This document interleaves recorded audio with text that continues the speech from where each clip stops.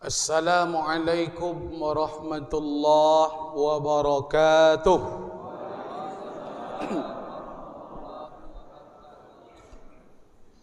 Bismillahi walhamdulillahi wa syukrulillah alladzi ahyana ba'da ma amatana wa ilaihin nusur.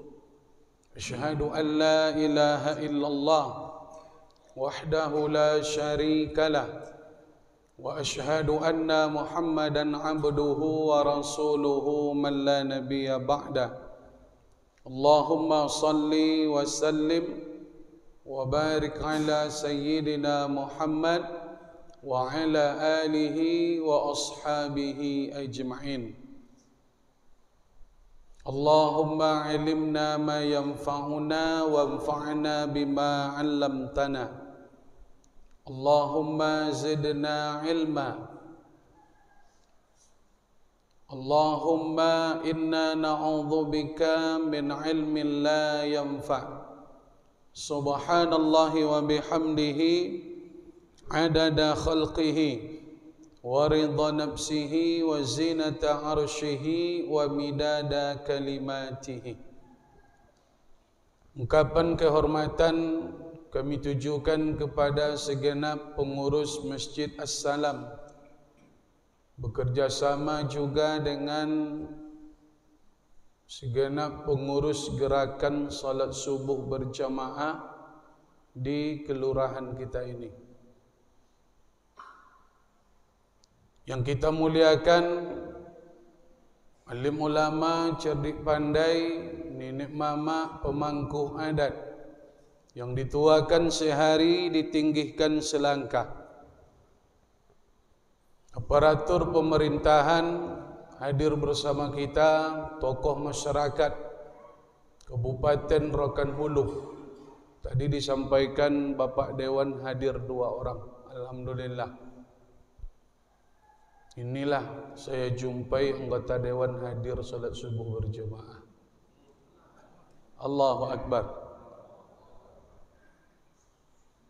Aparatur pemerintahan, instansi, pihak kantor urusan agama yang hadir, aparatur pemerintahan kelurahan, Bapak RW, Bapak RT, orang-orang tua kami, seluruh kita yang hadir, bapak-bapak, ibu-ibu, pemuda, remaja, anak-anak kami. Mudah-mudahan insya-Allah, yakin dan percayalah kita, yang kita lakukan di dunia ini akan diperlihatkan, akan dibalas nanti oleh Allah ketika hari itu mata melihat.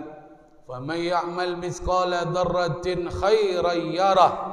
Sebesar biji sawi pun yang kalian lakukan semasa di dunia, yarahu, mata kalian akan melihat balasan dari Allah Subhanahu wa taala. Amin ya rabbal alamin. Bapak-bapak dan ibu-ibu yang dimuliakan Allah, di subuh gerakan salat subuh berjamaah saat ini, mari kita mengingat dan mengenang kehadiran kita ke masjid ini bukanlah semata-mata kita yang hadir datang sendiri, tapi kita datang ke masjid ini dibantu dan ditolong dengan nikmat yang diberikan Allah. Kalaulah kesehatan tidak Allah berikan, kalaulah kesempatan tidak Allah berikan, maka sesungguhnya tak ada manusia yang mampu melaksanakan aktivitas. Maka janganlah kita malas, jangan kita enggan untuk selalu memuji dan membesarkan Allah. Kita ini sesungguhnya Bapak dan Ibu tidak ada apa-apanya di hadapan Allah. Kita hidup ini bukan hidup, kita bukan hidup, tapi kita dihidupkan Allah. Kita sehat bukan kita yang sehat, tapi kita diberikan kesehatan oleh Allah. Makanya orang mukmin, orang beriman, ketika dia diberikan nikmat, rasa syukurnya akan semakin hebat, karena dia yakin dan percaya la haula wala quwwata illa billahil aliyyil azim. Bapak-bapak dan ibu-ibu yang dimuliakan Allah, ungkapan kehormatan puji-pujian kita kirimkan kepada Nabi Muhammad sallallahu alaihi wasallam. Allahumma salli wa sallim wa barik ala sayyidina Muhammad wa ala ali sayyidina Muhammad. Beliau punya satu doa. Doa itu tidak beliau minta di dunia. Pernah beberapa kali Nabi diminta sahabat, "Ya Rasul, mohonkan doa itu kepada Allah supaya kita selamat ditolong oleh Allah." Tapi doa yang makbul itu Nabi tunda untuk umatnya di hari kiamat. Ada Nabi yang memohon doa itu di dunia, tapi Nabi kita ingin semua umatnya mendapatkan pertolongan. Itulah nanti syafaat yang dijanjikan oleh Allah, yang diberikan oleh Nabi Muhammad sallallahu alaihi wasallam. Bapak-bapak dan ibu-ibu yang dimuliakan Allah, dengan rahmat Allah, subuh ini kami Ustaz Bom-Bom berjumpa dengan jemaah Masjid As-Salam Kelurahan Kepenuhan, Kecamatan Kepenuhan. Kami ditelepon oleh Bapak Haji Johnny. Iya ya, Pak Johnny. Amin. Jangan sabi alun amin. Iya. Waktu kami GSSB di Ujung Batu, pengurusnya Bang Haji Johnny juga. Mantan anggota dewan. Diminta nomor, jadi dikirimlah, maka dihubungi kami oleh pengurus masjid. Bisa enggak Ustaz? Tanggal 26 di Kepenuhan insya-Allah. Tahu alamatnya? Tahu. Sebab kami sudah 2 kali kemarin ke Ulak Patian, 2 minggu yang lewat lah kalau tak salah. Dulu pernah lebaran ke desa Kepenuhan Timur, halal bihalal. Kalau tak salah ada Kepenuhan Timur ya Pak ya? Ada, alhamdulillah. Ini kelurahan. Alhamdulillah Bapak dan Ibu, mudah-mudahan silaturahmi kita berkah. Amin ya rabbal alamin. Kenapa dipanggil Ustaz Bom-Bom? Karena waktu kecil kami lahir dengan bobot yang besar. Memang besar. Bayi tersehat di Kabupaten Kampar waktu itu. Sekarang Pak Ustaz, ini karena sudah sering sakit nih Bapak dan Ibu. Kemarin masuk rumah sakit, tahun kemarin hilang berat badan 23 kilo. Ini udah banyak hilang. Tapi nanti kalau sudah makan ini balik lagi insya-Allah. Bapak dan Ibu yang dimuliakan Allah, Allah Subhanahu wa taala tidak melihat fisik, jasad, bentuk kita. Innallaha la yanzuru ila suwarikum. Allah tidak melihat kepada rupa kalian. Allah tidak melihat kepada wala amwalikum. Betapa banyak harta yang kalian miliki, Allah tak pandang, tak lihat itu. Allah tidak melihat si kaya, si miskin, bukan itu yang dilihat Allah. Allah tidak melihat bagi kita orang tampan, orang jelek. Allah tak melihat orang berkulit hitam, berkulit putih, saum matang. Allah tidak melihat bentuk, rupa dan harta seorang hamba di dunia ini. Lalu apa yang dilihat Allah? Dalam hadis itu Nabi lanjutkan, walakinnallaha yanzuru ila qulubikum wa a'malikum. Allah lihat dari kalian adalah hati dan amal. Hati dan amal itulah yang dilihat Allah Subhanahu wa ta'ala. Kaya miskin tak jadi masalah di hadapan Allah. bagus, rupa yang cantik menawan tak menjadi masalah di hadapan Allah. Sehat sakit tak jadi pertimbangan. Tapi seseorang akan bernilai di hadapan Allah. Allah melihat dari diri kita, hati dan amal yang kita lakukan, Bapak dan Ibu. Makanya berhati-hatilah dengan hati. Berhati-hati dengan hati. Orang yang selamat nanti menghadap Allah itu siapa, Ustaz? Yauma la yanfa'u mal. Hari itu harta kalian tak menolong. Wala banun. Anak-anak tak menolong, harta tak menolong. Harta yang banyak tak dapat menolong di hadapan Allah. Anak yang banyak, keluarga yang besar tak dapat menolong di hadapan Allah. Allah katakan itu dalam Quran. Hari itu tak berguna harta dan anak illa man atallaha biqalbin salim, kecuali orang yang datang nanti menghadap Allah dengan hati yang salim. Orang yang selamat, orang yang memiliki hati yang selamat semasa hidup di dunia. Salim itu selamat artinya, Bapak dan Ibu.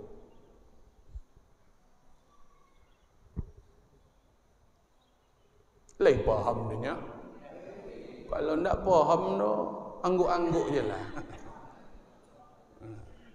Sesekali ku main ustaz tu angguk-angguk aja lah. Bapak dan Ibu yang dimuliakan Allah Subhanahu wa taala, makanya sejatinya hati kita ini, kata Imam Ghazali, hati kita ini sejatinya putih, Bapak dan Ibu. Manusia itu lahir dalam keadaan fitrah, tak membawa sifat, tak membawa perangai lahir ke dunia. Anak-anak yang lahir itu tak ada yang langsung membawa perangai. Contoh, perangai suka bohong, perangai nakal, tak ada. Tak satu pun manusia yang lahir yang busuk hati, tak ada. Makanya manusia lahir seperti kertas, hatinya putih seperti kertas. Lalu kenapa hati itu menjadi hitam? Kata Imam Ghazali, yang membuat hati itu hitam karena bintik-bintik dosa yang kita lakukan. Sekali berbuat dosa seperti bintik hitam yang melekat di kertas yang putih. Sekali berbuat dosa, bintik hitam datang. Sekali berbuat dosa, bintik hitam datang. Sampailah hati yang putih tadi menjadi hitam kelam karena perbuatan dosa yang dilakukan oleh umat manusia ini. Makanya Bapak dan Ibu yang dimuliakan Allah, hari ini di subuh pagi ini kita diingatkan, kita ingin bagaimana hendaknya menjadi orang-orang yang selamat menghadap Allah dengan hati yang bersih. Kita ingin hati ini bersih, makanya kita akan mendapatkan keselamatan di hadapan Allah Subhanahu wa ta'ala. Amin ya rabbal alamin. Bapak-bapak dan ibu-ibu yang dimuliakan Allah, Nabi SAW dalam hadis yang lain memberikan gambaran. Ketahuilah oleh kalian, ingat baik-baik, inna fil jasadi mudghah, di dalam segumpal darah dalam tubuh, dalam sebatang tubuh itu ada mudghah. Di dalam jasad kalian ada segumpal daging, mudghah, daging. Idza saluhat, kalau daging itu baik, kalau yang segumpal itu elok, bagus, saluha sairu jasadu kullu, maka bagian tubuh yang lain elok jadinya, Bapak dan Ibu. Kalau yang segumpal itu elok, bagus, maka bagian tubuh yang ada pada diri kita, mata, telinga, tangan dan kaki akan menjadi baik, akan menjadi bagus karena segumpal itu yang bagus. Lain halnya Bapak dan Ibu yang dimuliakan Allah, wa idza fasadat, tapi kalau yang segumpal itu rusak, yang segumpal itu buruk, tak baik, tak bagus, maka bagian tubuh yang lain, kaki, tangan, mata, telinga, lidah akan ikut menjadi rusak disebabkan setirnya rusak, yang menjadi kunci adalah segumpal. Apa yang segumpal itu Ustaz Bambam? Ala wahiyal qalbu. Segumpal itu adalah hati Bapak dan Ibu. Maka hati dijaga elok-elok. Jangan sampai hati awak masuk sifat yang akan merusak, yang membuat amal ibadah kita tak bernilai, hilang dihembus seperti debu terbang dihembus angin. Kenapa? Karena belum tentu ketaatan kita hari ini akan menyelamatkan kita kalau hati yang ada pada diri kita tidak kita jaga. Makanya amal soleh akan berguna, akan kita jumpai di hadapan Allah karena amal itu utuh. Salah satu yang membuat amal itu utuh adalah karena kita memiliki hati yang salim, yang selamat Bapak dan Ibu.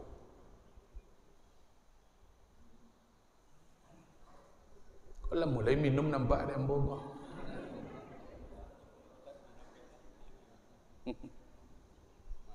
Ya semangat. Kalau GSSB ke Bapak dan Ibu, ambo selalu sampaikan di kabupaten lain, contohlah Ujung Batu, contohlah Repasir, contohlah Kepenuhan, tengoklah Kabupaten Rohul. Kalau untuk Provinsi Riau ni juara satunya Rohul ni Bapak dan Ibu. Itu sudah disurvei itu. Tapi kalau Sumatera Utara, Sumatera Barat itu sedang bergelora. Makanya insyaAllah lah, saya yakin dan percaya 5 tahun, 10 tahun akan datang mungkin ada luar biasa yang akan Allah turunkan ke negeri kita ini insyaAllah. Amin. Amin ya Rabbal Alamin. Bapak dan Ibu yang dimuliakan Allah Subhanahu wa ta'ala, pertanyaan muncul. Lalu Ustaz, kenapa ada rasa perasaan kita kadang-kadang malas beramal ibadah? Ada perasaan itu, manusia ini kadang-kadang Pak, waktu sulit baru dia beramal. Itu salah Bapak dan Ibu. Manusia sehebat apapun, sekaya apapun, semapan apapun, ujung-ujungnya akan sampai kepada keadaan kita yang akan membutuhkan Allah. Ulang balik Pak. Berhati-hati dengan keadaan, sebab jalan hidup ini pasti buntu. Orang kaya pasti merasakan sulit, percayalah.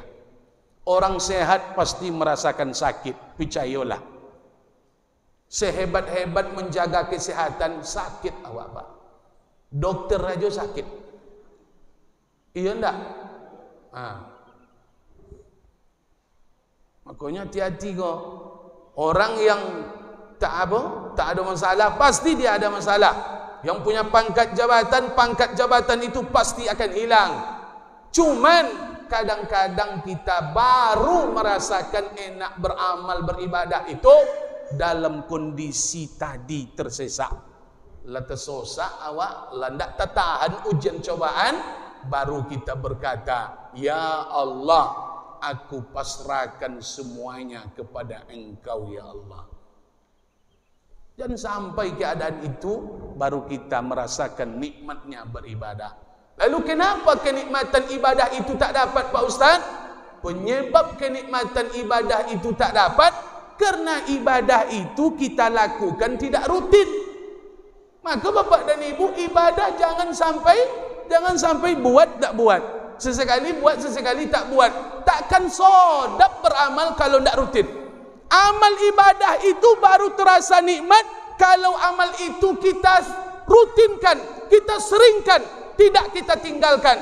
Tapi kalau sesekali dibuat, tak akan lomak dah Pak. Tak ada amal ibadah kau yang sekali langsung lomak je dah.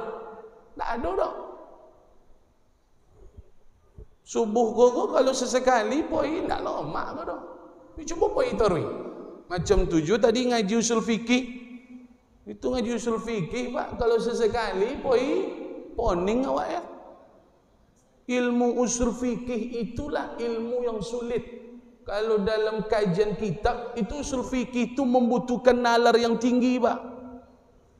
Maka orang ahli hadis belum tentu dia ahli usul fikih. Orang ahli tafsir belum tentu. Sebab usul fikih ini ilmu yang bisa melahirkan hukum. Maka ustaz yang hebat itu ustaz yang menguasai usul fikih. Tak banyak ustaz yang hebat usul fikih. Kalau Indonesia ni banyak ahli hadis, ahli tafsir. Tapi kalau yang ahli usul fikih itu tengoklah, beruntunglah Kecamatan Kepenuhan ni bisa mengaji usul fikih. Saya pelajaran yang paling saya suka usul fikih itulah Pak.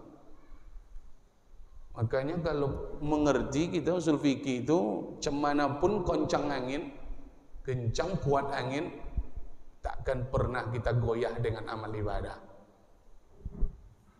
Sebab usul fikih itu tahu kita.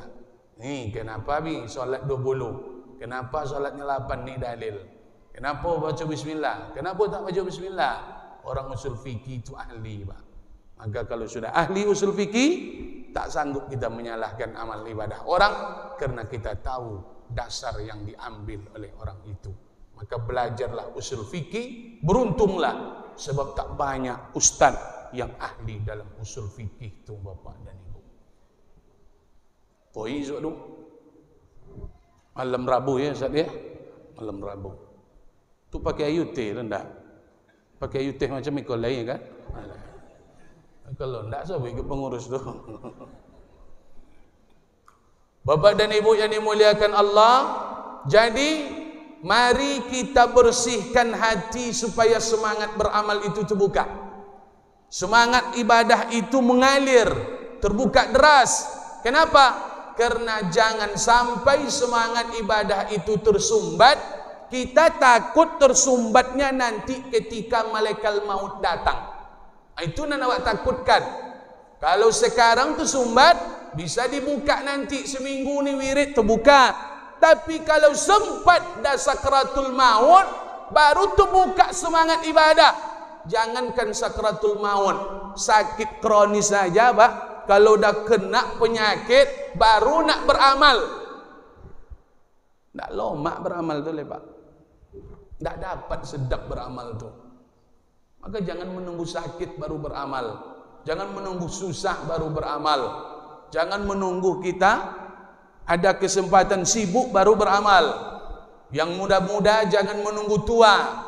Kalian jangan salah kaprah. Allah lebih cinta dengan anak muda yang taat. Makanya anak muda hari ini perlu kita rangkul. Sebab mereka menjadi tonggak, menjadi palang pintu negeri ini. Yang dihantam oleh kondisi polemik hari ini Bapak dan Ibu.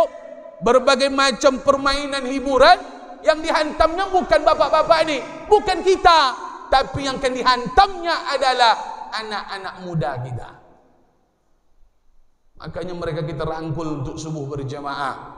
Allah sangat mencintai anak-anak muda yang isi hatinya dunia, isi hatinya main, isi hatinya pergi ke sana ke sini, tapi dia sempatkan pergi salat subuh berjamaah. Pemuda itu bukan tanggung-tanggung. Allah sediakan tempat berlindung untuknya nanti di akhirat. Matahari yang sejengkal dari ubun-ubun, begitu panasnya terik matahari akhirat, kemana kita akan memohon perlindungan. Tapi anak muda yang taat kepada Allah akan disediakan tempat berlindung di hari kiamat nanti. Makanya ajak anak-anak kita ke masjid ini subuh berjamaah Bapak dan Ibu. Kau nak banyak dan muda-muda nampak.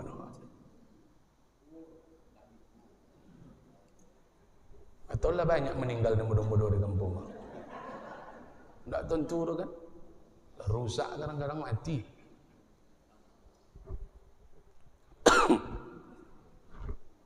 Pagi ini Ustaz Bambam sampaikan di dalam kitab At-Tadhkirah Imam Al-Qurtubi ada beberapa hal yang membuat hati kita ini keras, tertutup sehingga semangat ibadah itu hilang Bapak dan Ibu. Jadi bagaimana Ustaz? Yang kita kaji bukan penyebabnya, tapi bagaimana cara kembali membuat hati keras itu menjadi lunak. Itu yang disampaikan oleh Imam Qurtubi di dalam kitabnya. Kalau hati kalian keras, kadang-kadang dibawa ke masjid mau, kadang-kadang mau berinfak, kadang-kadang tidak, kadang-kadang mau salat sunat, kadang-kadang tidak. Hati yang keras, sebab kuncinya hati. Bagaimana melunakkan hati biar dia semangat beramal ibadah kepada Allah? Maka bersihkanlah karat, tinta atau bintik-bintik hitam noda yang ada pada hati. Apa pembersihnya Ustaz Bom-Bom? Satu, bersihkan hati kalian, lunakkan hati kalian. Memang obatnya banyak, tapi ada obat yang ampuh. Ini obat induknya nih, Pak. Obat yang lain ada, tapi ini obat apanya? Resep dokternya ini. Makanya kata Imam Qurtubi, kalau hati kalian sudah keras, yang pertama, tinggalkanlah pekerjaan yang tidak bermanfaat. Itu baiknya yang pertama. Kalau nak lunak hati itu balik, buat hal-hal yang bermanfaat. Yang tak bermanfaat tak usahlah. Kenapa demikian Ustaz Bom-Bom? Ambo sampaikan. Imam Hasan Al-Basri mengingatkan, ungkapan beliau luar biasa. Tanda seseorang jauh dari Allah, tanda seseorang Allah tidak ingin dekat dengannya, Allah menolaknya, Allah tidak ingin berhubungan dengannya, tidak ingin Allah menjalin hubungan dengannya. Tanda seseorang itu jauh dari Allah, bukan karena miskinnya, bukan karena susahnya, bukan karena dia tak berpangkat, tapi tanda seseorang jauh dari Allah, orang itu sibuk melakukan hal-hal yang tidak bermanfaat untuk dibawa mati, Bapak dan Ibu. Makanya kalau sibuk awak membuat hal yang tak bermanfaat, berarti kita sedang jauh dari Allah. Mulai difilter. Hidup ini Bapak dan Ibu, Ustaz Bom-Bom sampaikan, kita hidup dalam rangkaian waktu. Awak dalam rangkaian waktu kok? Kok waktu? Kalaulah dalam satu waktu dimensi kita tidak melakukan kebaikan, ini hidup kita nih Pak, waktu yang kita pakai ini, itu maksudnya, kalau kita tidak melakukan kebaikan, pasti keburukan yang kita lakukan di waktu itu. Kita hidup dalam dimensi waktu ini. Kalau tidak yang bermanfaat yang kita lakukan, pasti yang tidak bermanfaat. Tak ada abu-abu dah Pak. Tak ada abu-abu dah. Kalau tidak elok, buruk nambah buat. Contoh nak pergi subuh ko, apa ko jonyo? Lolok. Elok lah lok dah, tak elok dah. Oh, pergi kojo Ustaz. Okey, masuk dalam bermanfaat. Ni tak pergi kojo dah. Makanya dimensi waktu kita harus ingat, kalau hidup ini tidak melakukan kebaikan, pasti yang kita lakukan tidak bermanfaat. Nah, kini tinggikanlah yang tak bermanfaat supaya awak diarahkan kepada kebaikan. Apa contoh Ustaz? Main-main batu domino, tak usahlah. Tak usahlah Pak. Kalau ada apa-apa kepenuhan kau main batu, tobatlah copet. Tobatlah. Itu memang tak ada manfaatnya dah Pak. Ada manfaatnya tapi jauh lebih banyak mudaratnya. Macam Homar. Homar itu kan ada manfaat itu. Ayat yang turun tentang Homar itu ada manfaat, ada mudarat. Tapi mudaratnya jauh lebih banyak. Maka Homar haram. Apa manfaat Homar itu Ustaz? Bius. Homar dipakai untuk bius. Tapi memang mudaratnya banyak. Mabuk, teler, membunuh siap itu. Makanya tinggalkan Homar. Macam itu juga. Kami tak bertaruh dah Ustaz. Kami tak main duit. Cuma jujung botol lah. Jonyo. Sama jurunya Bapak dan Ibu. Jujung botol lah sama jurunya. Kalau lapoi ke SSB kau jangan main batu je boleh. Tapi ambo tengok dah ada wajah-wajah main batu nampak dia ambo dah. Mudah-mudahan lah. Jadi Bapak dan Ibu, sekelumit kamu sampaikan, kita ni hancur teramat mudah. Kalau negeri saudara kita Palestina, makanya pakai senapang lah, pakai bom. Kenapa? Karena memang tak sanggup dihancurkan dengan permainan, makanya bom yang langsung didatangkan. Tapi kalau kita ini, di negeri kita ini tak perlu pakai bom. Yang tua-tua hancur batu domino.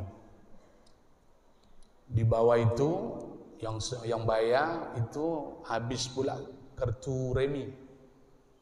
Kecil dari itu yang main HP sampai jam 3 dini hari itu. Nak azan wang le salat subuh baunya lolok. Ndak salat subuh no, baunya nak lolok. Dan nak azan orang baunya lolok, bau tidur. Tu ditanya lagi nyolek, "Le nak masuk serugo lainnya?" Ada orang dalamnya berarti dua bapak dan ibu. Ada orang dalam. Lah, ada orang tak solat dah. Tu masuk serugo je, ada orang dalam. Ndak kan ada. Mimpi namanya itu. Bapak dan ibu yang dimuliakan Allah, buatlah sebanyak mungkin hal yang bermanfaat. Khairun nas anfa'uhum linnas. Manusia terbaik itu adalah manusia yang memberikan manfaat kepada orang lain. Yang punya kuasa hari ini, pakailah kuasa untuk menolong agama Allah. Yang punya harta hari ini, tolonglah agama Allah dengan harta. Yang punya pemikiran, yang punya ilmu, tolong agama Allah dengan ilmu. Yang punya tenaga, tolong agama Allah dengan tenaga. Allah akan melihat dan menilai apa sikap perbuatan usaha yang kita lakukan untuk menolong agama Allah ini, Bapak dan Ibu. Selagi upaya usaha itu kita lakukan, maka kita akan selalu berada dalam jalan kita meluangkan, menjadikan waktu hidup ini, menjadikan dia sesuatu yang bermanfaat di dalam hidup. Jadi kita hidup dalam kondisi selalu melakukan kebaikan. Ibu-ibu menonton, janganlah sampai menonton jam 11 malam, tak usah. Jam 9 tu tidurlah. Tidurlah jam 9 tu tidur, nanti solat tahajud. Awaklah berumur 50 lebih, buatlah solat tahajud Bapak dan Ibu. Banyak masalah dalam hidup ni Ustaz, ada solusi solat tahajud. Kalau sebaya kita ni, sebaya Bapak dan Ibu ni, saya yakin solat wajib tak tinggal. Tapi solat tahajud, solat sunat kadang-kadang kita belum bisa menggapainya. Mulailah, lakukanlah hal-hal yang positif, lakukan hal-hal yang bermanfaat. Kalau tak menguntungkan, tak usahlah dilakukan. Amal ibadah itulah bekal yang akan kita bawa menghadap Allah, Bapak dan Ibu. Tak ada manusia yang membawa harta. Kita lahir dulu dalam keadaan tak berkain, tak berpakaian. Nanti kita pun mati tak berpakaian. Kain kapan Pak Ustaz? Kain kapan itu menutup kita sampai liang lah. Kain kapan tak dibawa ke akhirat Bapak dan Ibu? Kain kapan tinggal di dalam tanah. Lahir dulu kita dimandikan orang kecil, nanti pun kita mati dimandikan orang. Lahir dulu kita diajar berjalan, ditata, nanti pun kita mati kita akan diperjalankan orang lain. Lalu apa yang kita buat? Apa yang kita buat mati? Harta tinggal, keluarga tinggal. Maka amallah yang akan dibawa mati menghadap Allah. Kalau hidup tidak beramal, maka hidup itu sia-sia. Siapa yang hidup tidak beramal, dipastikan dia akan menangis di akhirat. Yang tidak beramal di dunia, pasti menangis minta pulang ke dunia ini nanti Bapak dan Ibu. Aja main-mainnya le. Mulailah, pakailah kesempatan hidup, badanlah sakit-sakit. Tanda kematian itulah joleh ke awak. Dulu rambut hitam, kini putih. Dulu gigi lengkap, kini induknya je tinggal untuk mengunyah. Iya enggak? Lidah dia kini lah mulai tak terasa asin. Bukan garam yang tak asin, lidah tu yang rusak Bapak dan Ibu. Garam tu yang tak ada dah. Lidah tu lah bermasalah. Hidung, tersumbat. Tak baul lagi, tak tercium. Mata dulu terang benderang, sekarang rabun. Telinga dulu jelas omongan, sekarang dah mulai tak joleh. Dah pokak-pokak tanggung. Iya enggak, Bu? Iya. Urat lah mulai sakit. Tulang lah mulai keropos. Itu tanda-tanda kematian Bapak dan Ibu. Kalau enggak yakin kita matilah, habislah hidup ini. Dunia ini pasti ditinggalkan. Tak ada yang bisa dibawa pulang kecuali amal. Maka manfaatkan sisa hidup, lakukan hal terbaik. Baik kepada Allah dengan amal, kepada manusia kita lakukan hal-hal yang akan memberikan manfaat. Tolong. Apa yang bisa dilakukan, tolong. Masjid sedang membangun, tolong. Bapak dan Ibu yang dimuliakan Allah Subhanahu wa taala. Itu yang pertama. Kalau kita banyak melakukan hal-hal yang bermanfaat, kita tinggalkan hal-hal yang tidak bermanfaat, insya-Allah hati keras akan menjadi lunak, semangat ibadah kita akan bangkit. Yang kedua, hati keras akan menjadi lunak. Kata Imam Al-Qurtubi, yang membuat hati keras ini lunak biar mau dibawa ke masjid, mau dibawa wirid, mau dibawa salat sunat, baca Quran, baca sunat. Obat yang kedua Bapak dan Ibu, sering-seringlah kita mengingat kematian.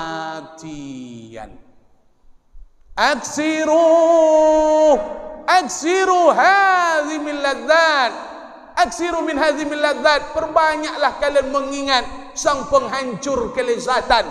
Kenikmatan dunia ini akan hancur. Apa yang membuat nikmat itu hancur dari kita? Pangkat akan hancur, harta akan tinggal, keluarga akan tinggal. Apa yang menjadi penyebab penghalang semua itu? Kata Nabi adalah mati. Mati adalah penghancur kenikmatan. Pangkat hancur gara-gara mati. Dulu bupati, mati jadi almarhum, hilang nama bupati.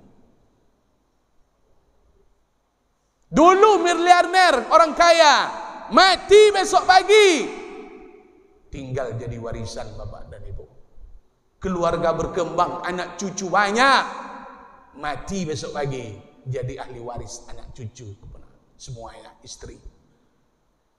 Gara-gara mati, habis semuanya.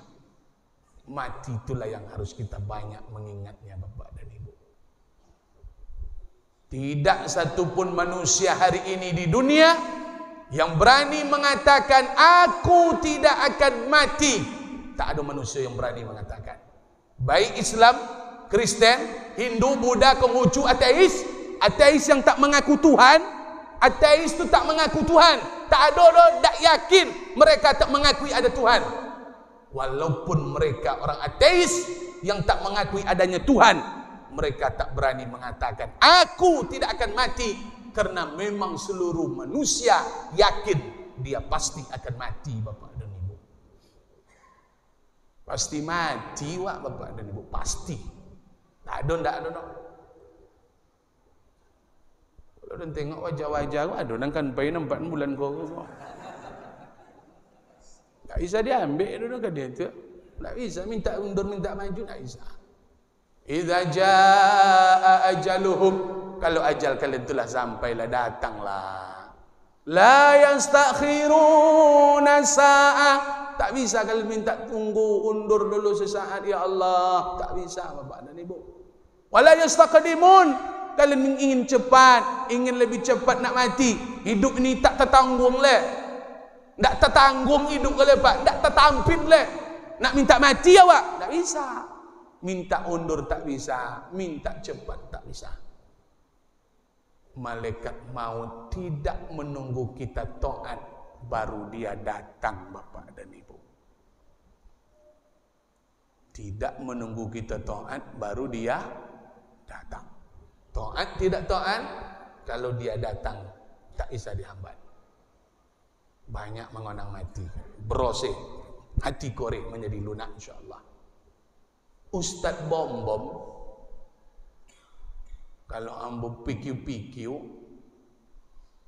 balik ceramah dari Ulak Patian, sampai di rumah jam 3:30.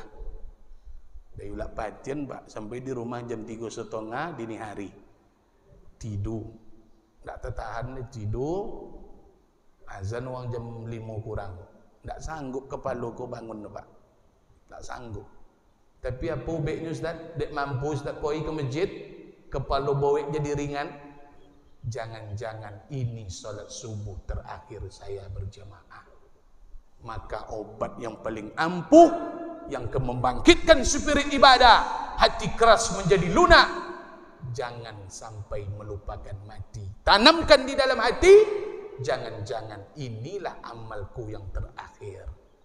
Ingan sado Pak, kalau lah mati tu kau nang ingan sado. Tak ada nemborek cik duit ke lah. Orang mati. Apalagi tanda-tandanya lado ke awak. Sosok ongok tu kan tanda-tanda tu. Sesak engap tu tanda-tanda tu Pak. Sesak napas kan itu. Kalau lah pakai bantal 3 lapis itu telah ya Allah. Itulah. Kalau sering sakit risiko berdenyut tiba-tiba spontan sakit. Itu tanda-tanda mati mendadak tu Pak. Hati-hati lah tu. Tak tu hati-hati tu. Itu tanda-tanda mati mendadak itu.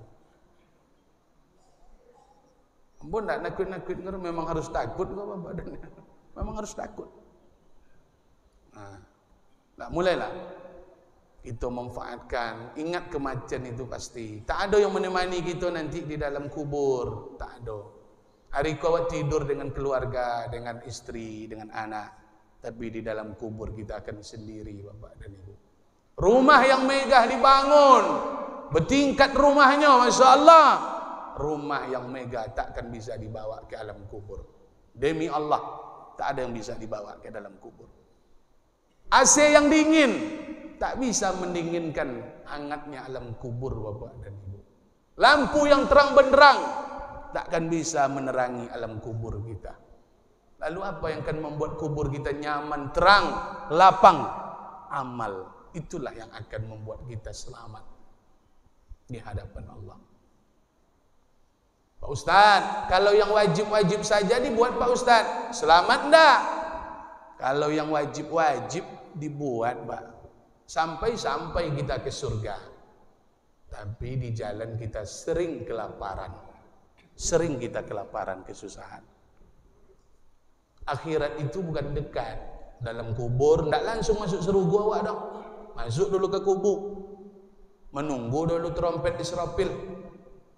Lah bunyi trompet Israfil, berbangkit awak dulu. Itu berbangkit itu Masya Allah. Itu tidak sebentar dah. Bangkitkan seluruh umat manusia. Masya Allah. Wa idzal qubur bu'sirat. Yang mati dibangkitkan oleh Allah. Maka bagaimana gambaran hari itu? Kita butuh pertolongan. Tak ada yang bisa menolong. Amal juga yang menolong. Berkumpul di hadapan Allah di padang mahsyar. Wa in kullun lamma jami'un ladaina muhdarun. Kita akan menghadap Allah. Berkumpul di hadapan Allah. Siapa yang datang hari itu? Seluruh umat. Mulai dari Nabi Adam sampai umat terakhir. Umat Nabi Muhammad. Kemana kita akan minta tolong? Butuh juga amal waktu itu Bapak dan Ibu. Nak bertoduh besok di akhirat, banyak bersedekah menolong masjid. Kau masjid sedang membangun, kau ikut jalan awak dapat tenda besok di akhirat juga. Ambo dapat kabar ada anak kuliah nak kemainya Bang Joni, ada? Tak jadi? Tak jadi? Minta tolong kami Ustaz. Kami nak apa safari nanti kalau ada sampaikan. Tolong kalau ada anak-anak yang kuliah ke luar negeri, itu tolong mereka. Sebab mereka belajar butuh biaya, Pak. Tolong. Yang ke menolong negeri ini bisa jadi mereka. Anak kita, Pak, belum tentu. Makanya jangan sungkan-sungkan menolong, apalagi sedang pendidikan. Anak yatim yang sedang pendidikan, tolong. Jangan-jangan dia menjadi suluh di tengah kegelapan kampung kita ini nanti. Iya enggak? Iya. Yang menjadi orang hebat di kampung kok enggak tentu awak dah. Enggak anak awak, enggak kepenangan awak, jangan anak orang. Tetap dia kita tolong. Ada kemampuan tolong.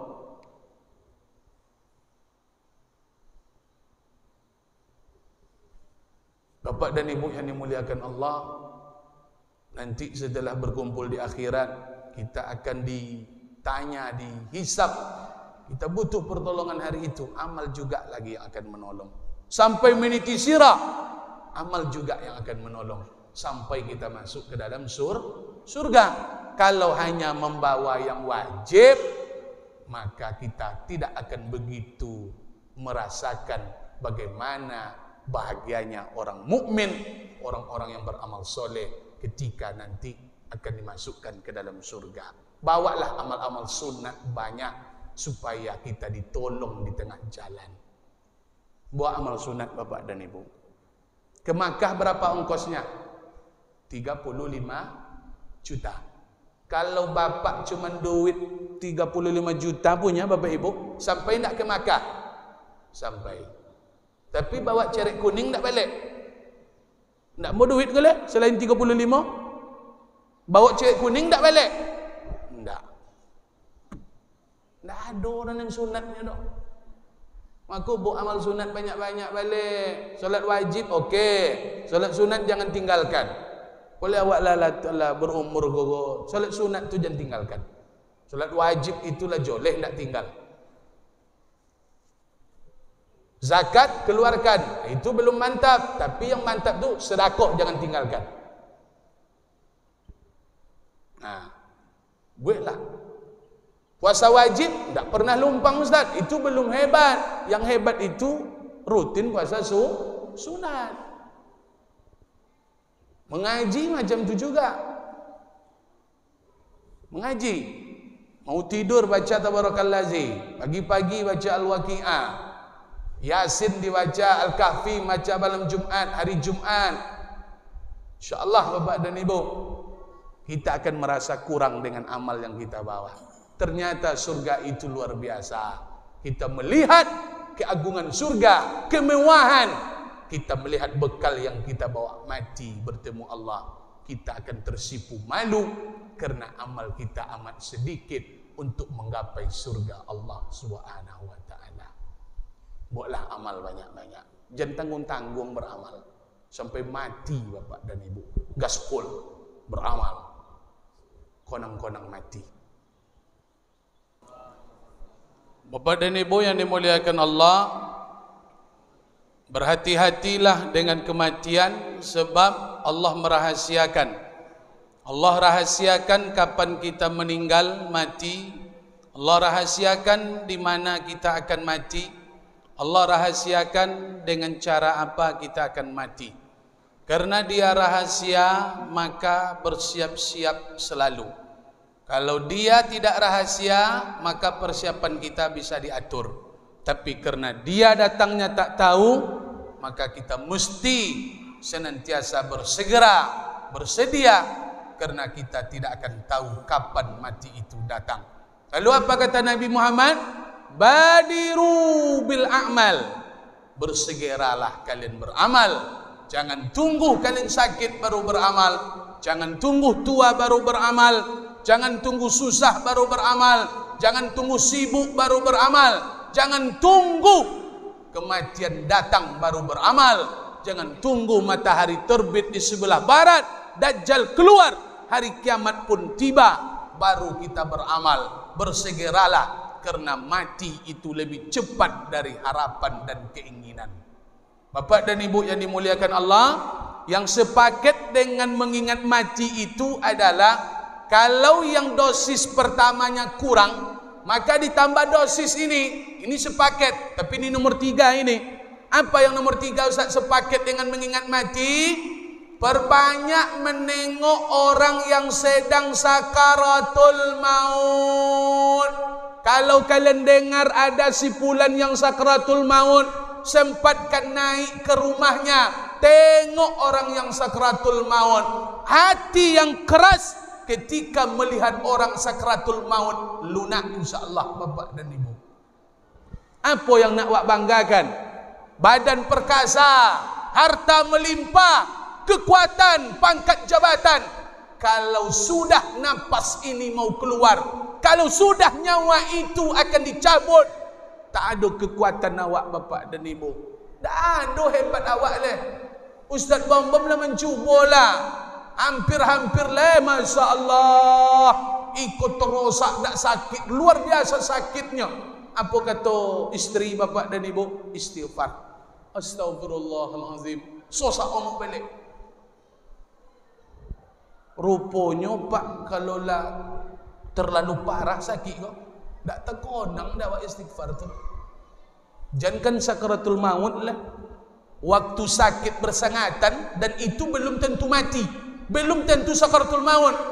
Tak sempat kita berucap Pak. Susah untuk berucap. Sekali bisa, 2 kali dapat, tak bisa. Makanya bagaimana Ustaz? Tengoklah sering-sering orang sakratul maut. Tengoklah. Menengok orang sakratul maut itu lunak hati kita, insya-Allah. Tak ada yang akan kita sombongkan, tak ada yang akan awak pikirkan leh. Takut awak mati menghadap Allah dalam keadaan su'ul khatimah. Takutlah awak mati, kalau bisa mati husnul khatimah. Ingin awak, tak bisa, harus bisa. Bukan hanya bisa, harus bisa. Kita harus ingin.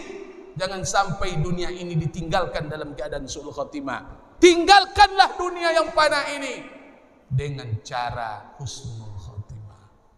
Tengok orang sakratul maut, bimbing. Cara membimbing orang sakratul maut,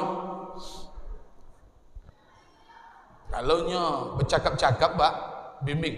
Imbau panggil dulu, si Fulan panggil, atau nenek, Pak panggil. Menyahut inyo, donga lelok Pak, ikuti ambo, ikuti aku. La ilaha illallah. Lopek lah. Diucapkan ni nyo, la ilaha illallah. Lopek. Jangan diucap je lah, jangan dibimbing je lah. Berhenti awak dulu. Tapi kalau lah bercakap lainnya, tarik balik, panggilnya balik. Tapi kalau lah diucapkan, tunggu dulu Pak. Lopelah, itu ucapan terakhir dia nanti itu. Jadi membimbing orang mati itu jangan arah awak lah dan sebut lah la ilaha illallah, la ilaha. Orang tu nak sombong. Awak lah dan sebut kan itu. Yang harus sebut tu. Jadi pokoknya selagi dia diam, tapi kalau lah bercakapnya surat tanah yang potong manohnya tu baru imbau balik, panggilnya balik. Janganlah surat tanah je lah tu. Panggilnya balik. Ucap balik. Diulangnya, diam dulu. Macam itu Bapak dan Ibu. Nah, Bapak dan Ibu yang dimuliakan Allah, kurang dosis Pak Ustaz. Yang sepaket dengan mati tadi apa? Mengingat mati, okey, dah mantap, tapi kurang dosis. Tambah menengok orang sakaratul maut, ternyata masih kurang juga lagi dosisnya. Maka yang keempat yang sepaket dengan mengingat mati ini, banyak-banyaklah berziarah kubur. Banyak-banyaklah berziarah ke kubur. Makanya kalau nak dapat pahala 2 qirat, kata Nabi, siapa yang ikut menyolatkan jenazah, kemudian dia ikut mengantarkan jenazah sampai ke tempat pemakaman, lahu qiratani, dia mendapatkan 2 qirat. Qirat itu senilai dengan pahalanya seperti bukit Uhud Bapak dan Ibu.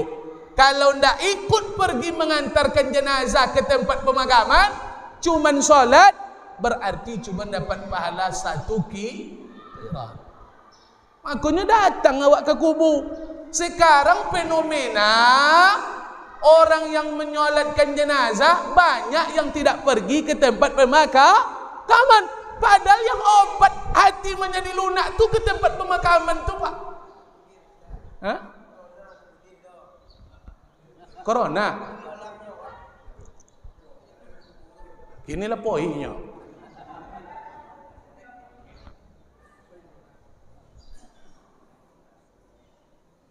Jadi ambo jawab, Pak Haji, okey, kita tidak menyalahkan itu.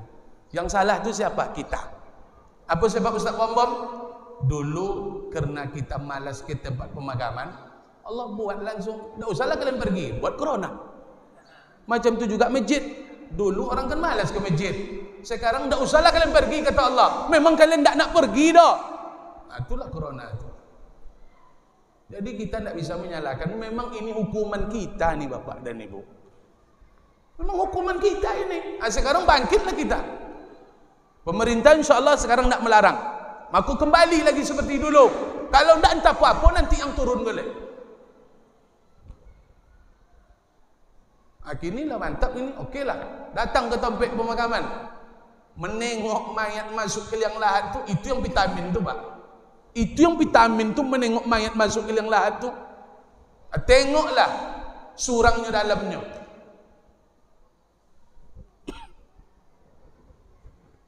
Awak nan hidup pun tak bisa dia awak 5 minit dalam liang lahat tu. Kalau sanggup dapat lolok 5 minit, hebat tu. 5 minit lolok dalam, jadilah. Tak sanggup tu. Ini surang lah. Sampai dunia kiamat surang. Sendiri. Pikirkan itu. Kita akan seperti itu. Makanya banyak-banyaklah melihat berziarah kubur. Nampak kubur banyak, Masya Allah. Masuk ke kuburan, Assalamualaikum ya ahlad diyar. Wa nahnu insyaAllah bikum lahikun. Kami ini pasti akan menyusul kalian. Itu doa pergi ke tempat pemakaman. Makanya baca doa tu tarwih, le tambah mantap hati go. Kita pasti akan menyusul mereka. Mereka lebih dulu, kita belakangan. Pokoknya kita pasti akan menyusul mereka, Bapak dan Ibu. Bapak dan Ibu yang dimuliakan Allah, sebagai tambahan, datang seorang laki-laki kepada Nabi mengadu, atan Nabi sallallahu alaihi wasallam rajulun yasku qaswah qalbihi. Ada seorang laki-laki yang mengadu, ya Rasul, hatiku keras, sekeras batu, tak mau dibawa ke masjid, tak mau dibawa mengaji, wirid. Apa kata Nabi? Atuhibbu, maukah engkau aku berikan obat supaya hatimu lunak? Kata laki-laki, monggo, bala, mau. Apa resep dari Nabi sebagai tambahan? Imsah ra'sal yatim, berilah, santunilah anak yatim, beri makan fakir miskin, santuni anak yatim, hati keras akan menjadi lunak insyaallah. Makanya Bapak dan Ibu, kunci terakhir kalau nak lunak hati, jangan takut berbagi. Jangan takut berbagi dengan harta. Harta takkan menolong kita, Pak, kalau tak kita bagi di jalan Allah. Allah titipkan harta di tangan Ustaz Bom, datang dari Allah, dari yang baik, dititip di tangan orang yang baik, belanjakan harta itu di jalan yang baik. Kalau disimpan, kalau ditahan, siap-siap harta ini akan keluar sendiri. Cuman caranya kadang-kadang tidak kita inginkan. Takutlah, Pak. Ambo lah yakin betul lah, Ambo. 100%, 1000% Ustaz Bom yakin. Jangankan untuk menolong awak di akhirat, menolong di dunia tak bisa ada piti itu dah. Piti banyak tak bisa menolong awak dah. Hilang selera makan. Apa guna piti banyak? Sebutlah. Piti banyak kok, tapi selera makan tak ada dah. Tak berguna piti banyak dah, Pak. Ancak je berpiti ada, tapi dia mau selera makan. Iya ndak? Selera makan tak mau, tak bisa dek duit dah membeli dah. Tak dapat di uang membelinya dah. Badan yang sakit tak bisa sehat walaupun piti banyak. Kalau sempatlah sehat karena duit banyak, dokter bisa diminta, ini dokter saya ini. Sehat orang kaya selalu, Pak. Tapi enggak. Kemanalah berobat? Tak menjamin duit banyak sehat awak. Artis berobat ke Melaka, ke Singapura, habis duitnya, mati. Makanya ambo pribadi takut ambo punya banyak duit, Pak. Takut ambo. Saking takutnya, Kalau lah sakit awak berapa pun minta ambo kasih. Pisihat. Tapi tak ada macam tu lah. Makanya waktu tu lah ada awak berbagi. Tak perlu berfikir, oh anak dia ni sok makan apa. Tak perlu. Ada. Allah menjamin bapak dan ibu. Berbagilah waktu hidup. Jangan kalian meminta, jangan kalian berharap kepada anak kalian yang tinggal. Betapa banyak orang kaya hari ini meninggalkan harta yang banyak. Ternyata harta itu tidak diinfak sedekahkan oleh anaknya, bapak dan ibu. Maka jangan awak ke anak, jangan berharap banyak kepada anak yang tinggal. Selagi hidup berbagi. Mungkin setelah awak meninggal, anak tak peduli dengan kita nanti. Buntung awak semasa hidup berbagi. Kau gerakan solat subuh berjemaah, aku berbagi, itulah yang perlu ditekankan. Takkan miskin awak ada berbagi dong. Percayalah bapak dan ibu. Sedekah yang paling mantap sedekah subuh. Aku kalau bisa nanti kalau ada ambo diundang sekali lagi subuh ambo copek kau mai sodian makan copek dan itu. Kau alun makan ngale bapak dong. Dari rumah tadi le jam 2 boleh. Ai kau memang tumbang ambo beko kau nyambo. Kalau bapak-bapak jemaah kan bisa makan setiap acara. Tapi kalau guru tu kadang-kadang nya ndak lolok dari rumah kau mai kan. Nak singgah di jalan tengok-tengok lo dulu kan itu. Jadi nanti sedekah subuh tu awak boleh ustaz tu dulu makan kok jam-jam 4:30 ya kan itu. Sodok ceramah. Selain tak makan je lah mantap lah semangitnya kan. Boleh ni diberi makan dulu lah kan itu. InsyaAllah bermanfaat. Amin ya rabbal alamin. Terima kasih.